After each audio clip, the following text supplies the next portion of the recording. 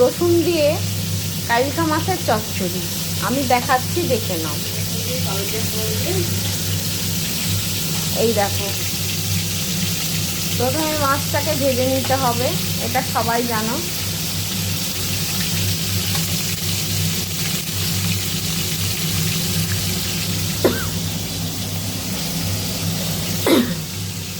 যার যেরকম লাগে সেরকম ভাজবে। সঙ্গে ঝিঙে আলু আর বেগুনের তরকারি আর রসুন, ঠিক আছে? এই দিয়ে আমরা তরকারি স্টার্ট করছি। কালো জিরে দিয়ে সবজিগুলো দিলাম,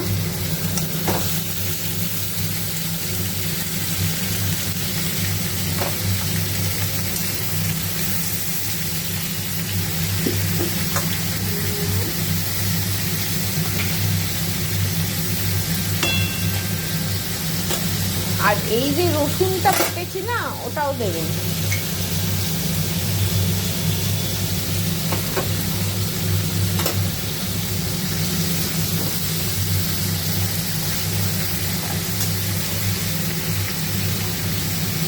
এবার ঢেকে দেবেন।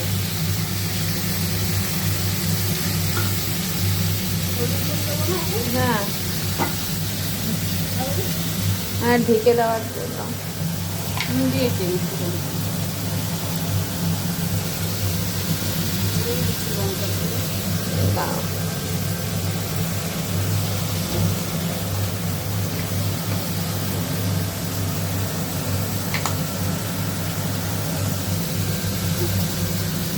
দিয়ে দাও না।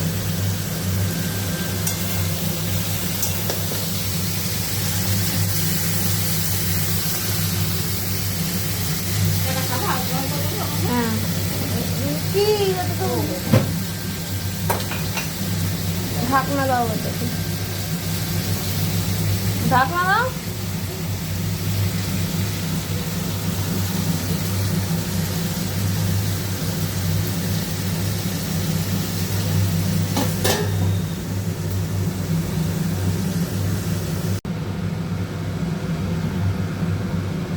দেখো, এবার একটু দেখো, সুন্দর গন্ধ ছাড়ছে।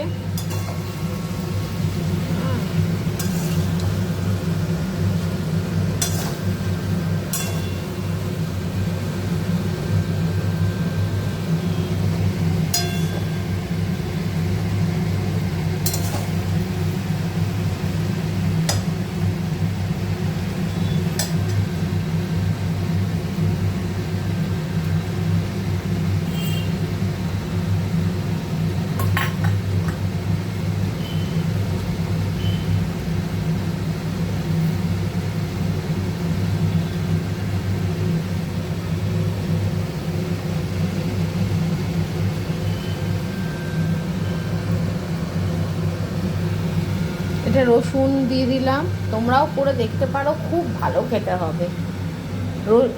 অবশ্য রসুনের গন্ধ যার সহ্য হয় তারা যদি করো তাহলে খুব সুন্দর খেতে লাগবে।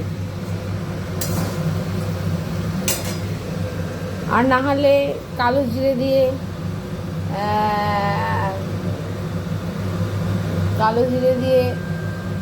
এসব চচ্চড়ি করে ধনে পাতা কুচিও দিতে পারো, কিন্তু আমরা এটা রসুন দিয়ে খাচ্ছি।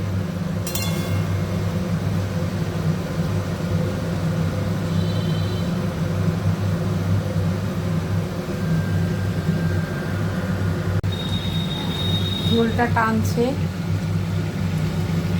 আর একটু শুকোলে নামিয়ে দেওয়া হবে।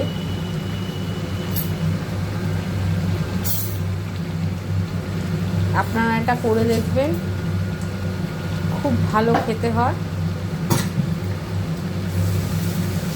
আর আমাকে সাবস্ক্রাইব করতে ভুলবেন না। সাবস্ক্রাইব না হলে কিন্তু আমি এত সুন্দর রান্না আমি আপনাদের কোথা থেকে দেখাবো? ঠিক আছে, ওকে।